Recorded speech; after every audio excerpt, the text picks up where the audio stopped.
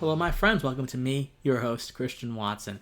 So, my friends, someone made me aware of this YouTuber called Pogan, hope I'm saying that correctly, who recently made a video about why he thinks capitalism exploits me on a daily basis.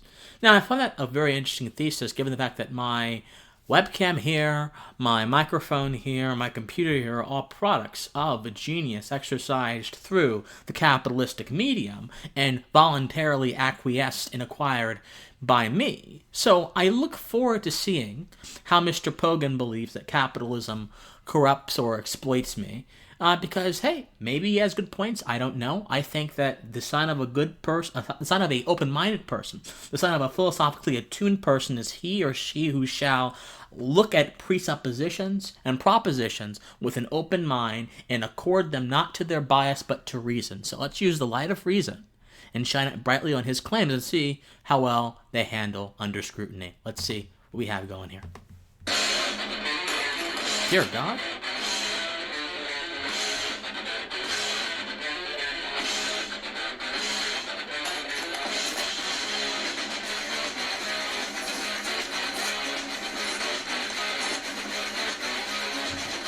Let me just say, the intro is quite jarring. We're in for a tough one, aren't we? Yikes. Yikes.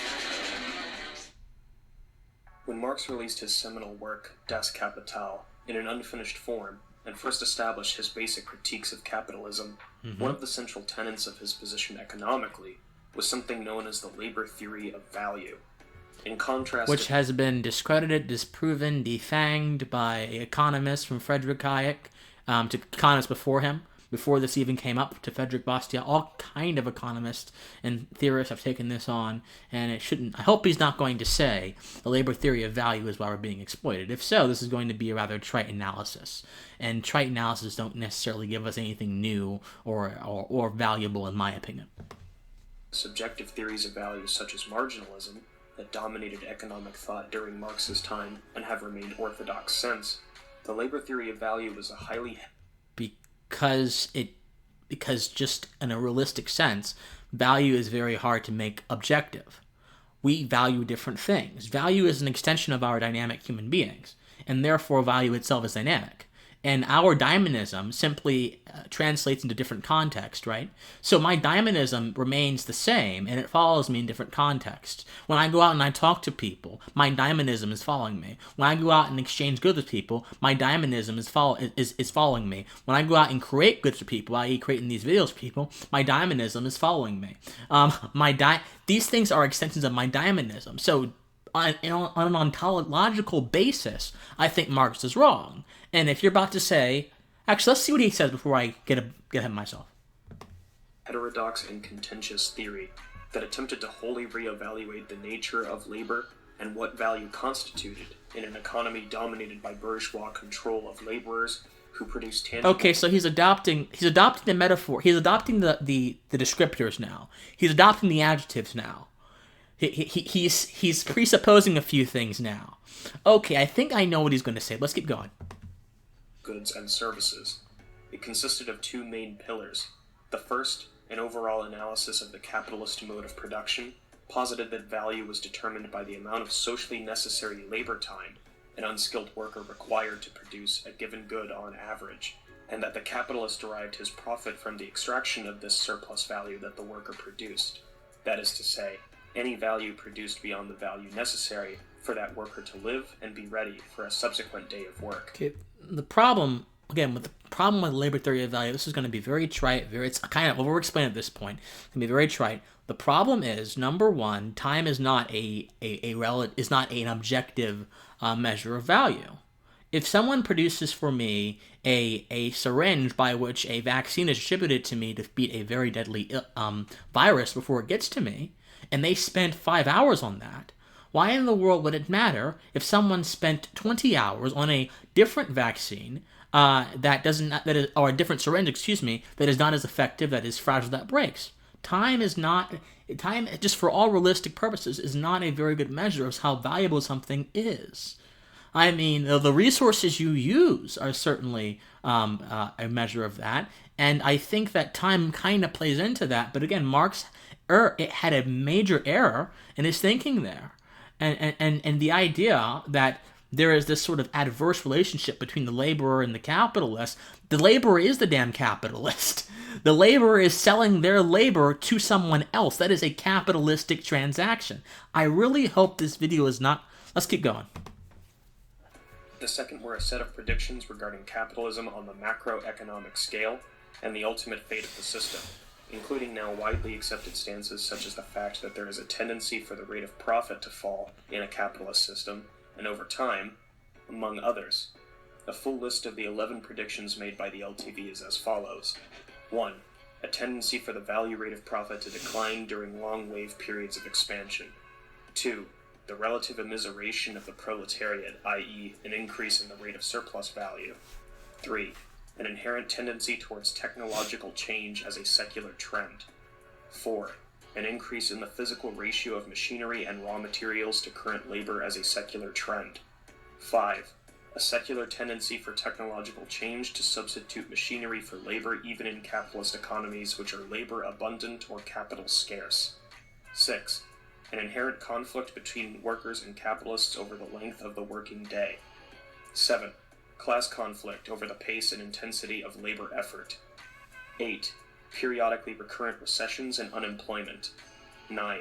A secular tendency for capital to concentrate. 10. A secular tendency for capital to centralize. Isn't it so interesting how, like Marx, he just links all of these things that may occur under the same system, but may have general different causes, as stemming from a sort of defect, an inherent defect in the system, without actually saying what the defect is beyond straw manning the system. Isn't that interesting? Isn't that interesting? That's how Marx does it. 11. A secular decline in the percentage of self-employed producers and an increase in the percentage of the labor force who are employees. The LTV is not an exclusively Marxist concept.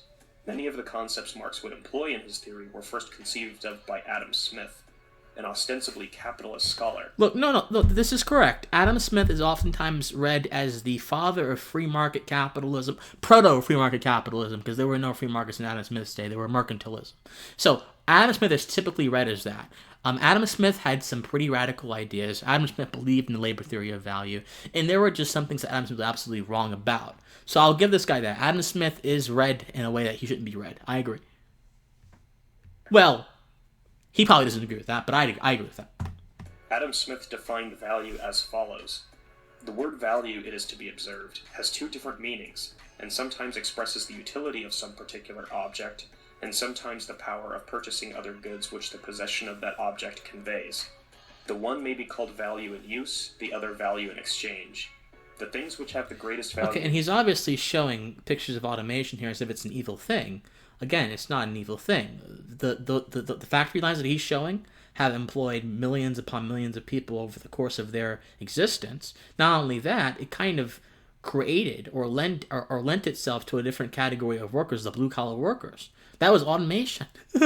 Well, where would blue-collar workers be without automation these days? It would probably be unimaginable because the society would be so different. So, I mean, I think that he's kind of... The implication here is that automation is bad. Just keep going with this. Use have frequently little or no value in exchange, and on the contrary, those which have the greatest value in exchange have frequently little or no value in use. Nothing is more useful than water, but it will purchase scarce anything. Scarce anything can be had in exchange for it. A diamond, on the contrary, has scarce any value in use, but a very great quantity of other goods may frequently be had in exchange for it. Let us briefly return to surplus value, as it is central to understanding the mechanisms of capitalist exploitation of laborers, because Marx's theories are fairly... And again, I think Smith is wrong here. I think there are plenty of uses for a diamond. I mean, of course, water... You can't... I mean, I think Smith is kind of comparing apples to oranges here, right? So water obviously has an immediate use to the human physiology. Diamonds have, I think... have a use to I don't know, vein a pill? Oh, I don't know. I mean, there are all kind of things I can imagine, but obviously, essentially, there is a difference, but there's still a use for it, even if the use is a little bit distinct here. This is the problem with the Marxist theory. They kind of like to reduce a lot of things to a particular quality, and they don't really go on from that. So it's robust. I will attempt to be as simple and succinct as possible while still conveying the central points of the idea. Okay. Surplus value is a central concept in Karl Marx's critique of political economy. Conventionally, value added, another term for surplus value, is equal to the sum of gross wage income and gross profit income. However, Marx uses the term Mehrwert to describe the yield, profit, or return on production capital invested, i.e. the amount of the increase in the value of capital. Hence, Marx's use of Mehrwert has always been translated as surplus value, distinguishing it from value added. According to Marx's theory, surplus value is equal to the new value created by workers in excess of their own labor cost, which is appropriated by the capitalist as profit when products are sold. Marx thought that the gigantic increase in wealth and population from the 19th century onwards was mainly due to the competitive striving to obtain maximum surplus value from the employment of labor, resulting in an equally gigantic increase of productivity and capital resources. To the extent that increasingly the economic surplus is convertible into money and expressed in money, the amassment of wealth is possible on a larger and larger scale. Imagine a worker who is hired for an hour and paid $10 per. Yeah.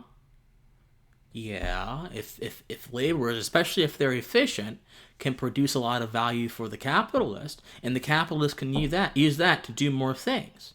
This is not exploitative, so to speak. I don't see this is not exploitative. Unless you can show me in the duration of the relationship between the capitalist and the worker, where the worker was somehow exploited into that union, then it's not exploitative. It's this idea that we're both exchanging something, and if you exchange your labor and I get a lot of value, including extra value from that labor, I'm not stealing anything from you because you've already agreed to give it to me in the first place. So it's not even exploitative. Now, under Marxian definitions of exploitative, it may be considered that, but again, Marx believes that value is objective. And if a value is objective, then you can measure and use value in objective ways. If value is subjective, then it depends entirely on the person you're creating value for. This is the key distinction here, the philosophical definitional distinction here, and this is where I disagree with Marx. Per hour. Once in the capitalist's employ, the capitalist can have him operate a boot-making machine with which the worker produces $10 worth of work every 15 minutes. Every hour, the capitalist receives $40 worth of work and only pays the worker $10, capturing the remaining $30 as gross revenue. Okay, Once the capitalist has deducted fixed and variable operating costs of, say, $20, leather, depreciation of the machine, etc., he's left with $10. Thus, for an outlay of capital of $30, the capitalist obtains a surplus value of $10. His capital has not only been replaced by the operation, but also has increased by $10. The worker cannot capture this benefit directly because he has no claim to the means of production, i.e. the boot-making machine, or to its... The agreement is for the worker to have access to resources on the basis that they give their labor to the capital, well, to the producer within a finite amount of hours. That is indeed the thing here. Again, it's the idea of surplus value is ridiculous. It's ridiculous because guess what? I already have access to what I entered into. And just because someone else is getting their due from my work does not necessarily mean that I'm being exploited. That simply means that my work is pretty damn good. Or I'm a pretty damn efficient person. I'm probably a pretty damn efficient bootmaker. It's not exploitative. Again, it may be inconvenient. Oh, certainly. I'm sure that the worker would love to have that surplus value in their pocket. But it may be inconvenient, but it's not exploitative. Products, and his capacity to bargain over wages is restricted by laws and the supply and demand for wage labor. You may be inclined to suggest that... What laws? Okay, so here's the thing. Marx's theory here, Marx existed in a particular time period, and he made observations about this particular time period. I would say, with the strength of unions in the United States, unions are actually almost too strong in some areas, workers have more than enough ability to bargain for wages they want. Collective bargaining, it happens. Although, I think that the more effective way, instead of coming towards the producer with a good that he may subjectively value at a lower level, the more effective way of getting the wage you want is simply be more skilled and have a propensity to show more value to the producer, in due course. Rather than simply saying, oh, my labor happens to be efficient and I'm producing more stuff for the producer and they are benefiting from it and I'm not seeing the added benefit, therefore I'm being exploited. That makes no sense. The premises don't lead to the conclusion. So the premise would be you decide to work for somebody. B, on the promise of working for them, they give you money. And C, you are paid. You work, they give you money, you are paid. But the Marxian premise implies that the fact that you don't get the extra stuff from your labor means you're being exploited. When in all reality, you're getting what you signed up for. There's not exploitation. But this isn't exploitation, since the capitalist is taking on risk to run the factory. That is to say, he puts up his capital at the risk of losing it. I mean, I wouldn't say risk necessarily debunks exploitation. Although I do think that the capitalist does definitely have more risk than the worker does. The capitalist is beholden to many more forces that could potentially break or make their product than the worker does. But again, there's this false distinction between the capitalist and the worker. The worker is the capitalist. The worker is selling their labor to someone for a fee and then getting value back from that, even if they're not getting the most that they could be getting, because guess what? There's someone else involved in the transaction that needs to benefit as well. So the capitalist is the worker, and the worker is the capitalist. To potentially profit. Marx directly responds to this argument in his economic manuscripts. Quote, "Moreover, just as the capitalist takes the risk of selling the commodity below its value, he equally takes the chance of selling it above its value. The workman will be thrown out onto the street if the product is unsaleable, and if it falls for too long below the market price, his wages will be brought down below the average, and short time will be worked. It is he, therefore, that runs the greatest risk. It never enters anyone's head to suggest that the farmer, because he has to pay rent and money, or the industrial capitalist, because he has to pay interest and money, and therefore in order to pay them must first have converted his product into money." If market prices for the good, the producer, i.e. the capitalist in Marxian terms, if they go down, then guess what happens? The capitalist has to economize. Yes, the worker could be cut, but guess what else is being cut? A lot of other things are being cut. A lot of operations are being cut. And if those operations are being cut, the capitalist is making much less money, and then everything they're supporting, their homes, their families, those are in jeopardy as well. Now, of course, talking on a very small scale here. I think, and I don't think, this counts the government subsidies that have happened, all the kind of stuff that has happened that has kind of tarred the name of capitalism. But even in a perfectly free market system, if we can theoretically dream that, the capitalist, the person who is quite literally providing you the framework that you need to produce value, they are the ones at the most risk.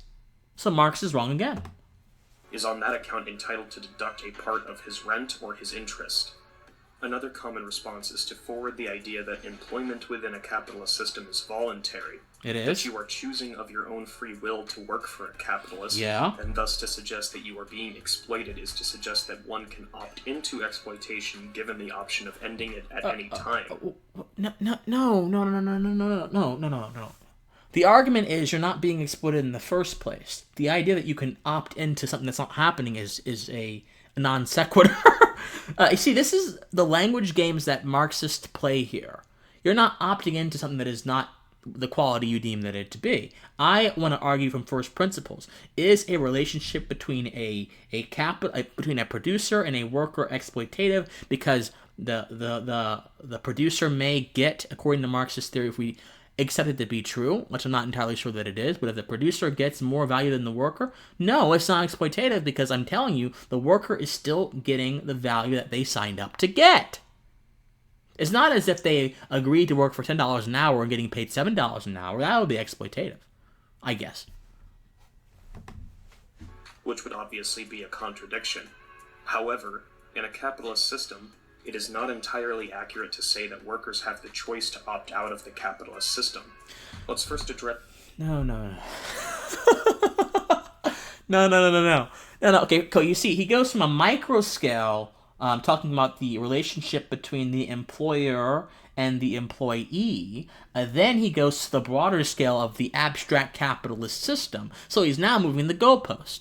And he knows that it is much more easier to argue that on a micro scale, you have much more authority over where you put your labor than it is to argue that on a macro scale, you can escape the system itself. I mean, he knows this, and he's being deceitful by doing this. He's moving the goalpost here. This is a blatant fallacy. The idea that employment itself is voluntary.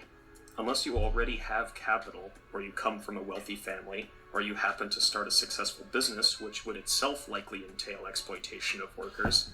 How? How? Again, if you're basing that off of your previous model, I have just explained to you why this surplus value nonsense makes no sense insofar as it being exploitative. It makes more sense of it being inconvenient. Sure, it's an opportunity cost, but everything in life, just by the nature of the universe, by the nature of how laws and how our world is structured, has costs and has benefits. That is just a natural law, my friend. Not saying that it is correct or saying that it isn't incorrect. I'm just saying it is enduring. It happens.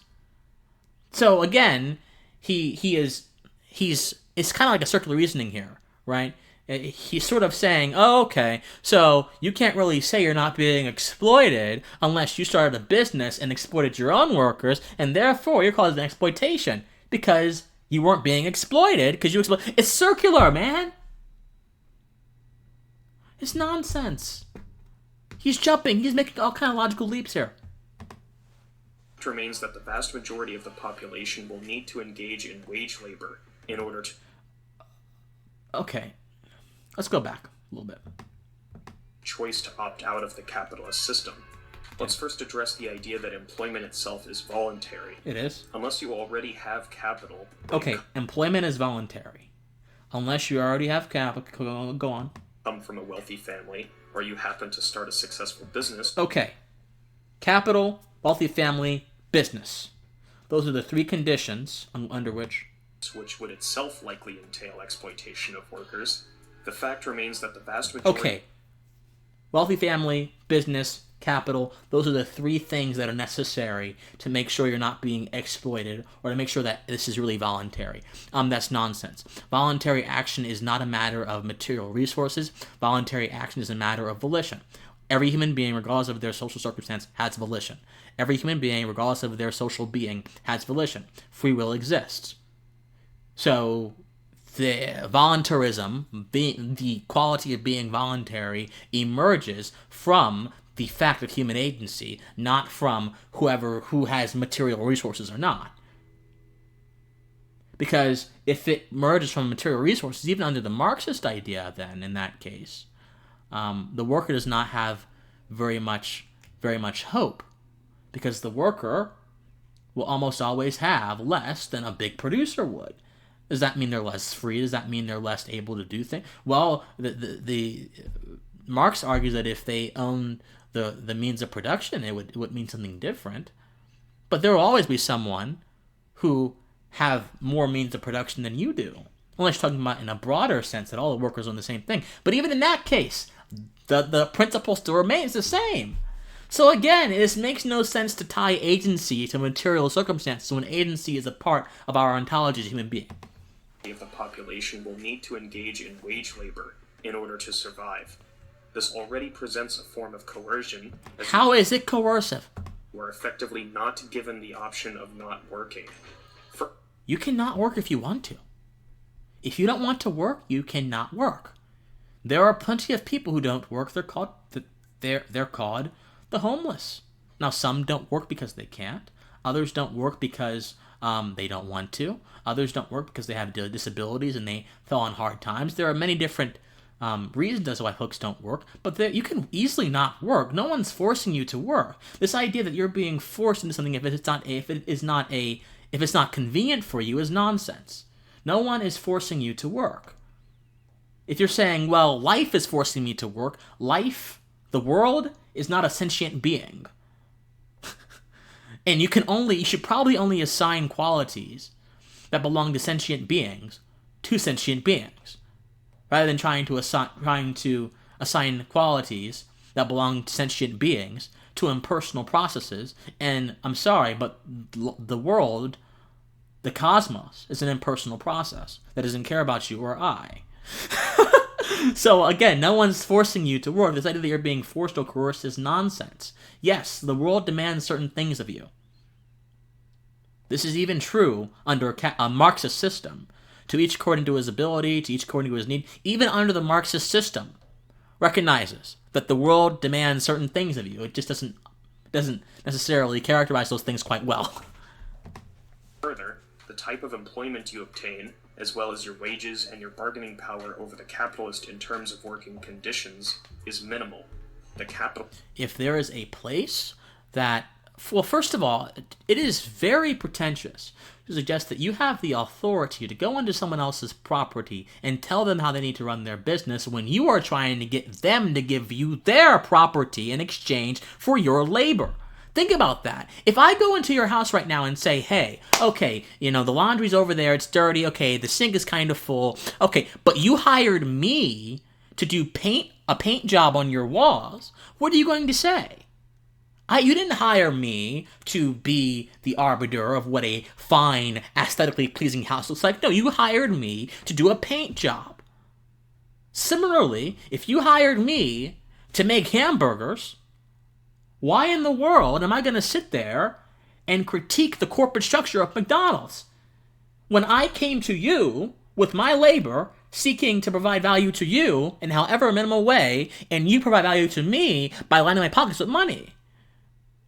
Do you see what's going on here? He's characterizing, and Marx characterizes it, because he's basically just repeating Marx's talking points. Marx characterizes this stuff in a fundamentally, definitionally, unsound way. Because he owns the means of production, has almost total control over the wage you are paid, the working conditions. Once again, you go to them with something, you say, hey, I want this, they can say yay or nay. If they say nay, you can go somewhere else. If they say yay, you can stay. A brain surgeon will never get paid $10 an hour. And the suggestion that when we get paid $10 an hour as a brain surgeon would be so absurd that if a brain surgeon ran into that scenario, you know what would happen, right? Someone will pick him up real fast and pay him what he's worth. It's all about the level of skill you have against what is being demanded currently in the marketplace. Brain surgeons and anyone who works with the physiology of the human body will always be necessary because brain surgeons and people who work with the physiology of the human body are dealing with a constant thing, our human existence. So long as humans exist, so will doctors. I don't... The problem is, when you characterize inconvenience as exploitation, you can make everything look like exploitation. That's what this guy is doing, that's what Marx is doing. The length of the working day, and other factors relating to your... Okay, you don't want to work... Again, if you find these conditions unacceptable to you, go somewhere else. Or start your own business. Start your own business. But he wrote that off because, okay, he's exploiting people. No, you're not. No, you're not. Again, we've dealt with this already. In the United States, labor unions were one of the only forces able to meaningfully influence these factors for the benefit of the working class. Labor unions are bullies who try to strong-arm people into joining their associations in the name of protecting them. When in all reality, labor unions themselves have their own political agendas that have absolutely nothing to do with the individual conditions of the workers, and everything to do with advancing this sort of perverse idea of the worker, this perverse image of the worker, into American society and enshrining it with law. That's what labor unions do. But over which means they protect mediocrity. I mean, they do a lot of things that are just fundamentally bad for the value creator, for the producer, in the due course of their duties. time, labor unions have become less and less common, and their power has diminished That's considerably. right. That's right. Thus, the modern Because guess what? When more right to work states, when more states are right to work, most workers do not want to join labor unions. They don't want to pay those dues. They don't want to be a part of that. They want to do their own thing. They want to provide for their families. Isn't it so interesting that Marxist theory and Marxist theorists think they know what is best for workers? Isn't that so fascinating? They think they know what is best for you in your life rather than you do. Labor unions think the same thing as well. wage labor is actually more akin to wage slavery. You How? have very little say in how you work and what you work for. Yes, you do. You have plenty of say. You can go to a place and say, okay, I'll work for this or I won't work for this. You have plenty of say. It's all a matter of either withholding your labor or granting your labor. And are paid a pittance, while the capitalist deprives you of the majority of the value you produce through your labor. The solution...